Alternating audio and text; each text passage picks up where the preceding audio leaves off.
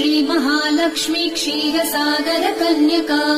उत्तिष्ठ हरिसम्प्रीते भक्तानां भाग्यदायिनी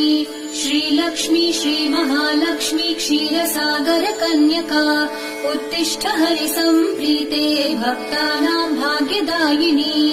उत्तिष्ठोत्तिष्ठ श्रीलक्ष्मी विष्णुवक्षस्थलालये उत्तिष्ठ करुणापूर्णे लोकानां शुभदायिनी उत्तिष्ठोत्तिष्ठ श्रीलक्ष्मी विष्णुवक्षस्थलालये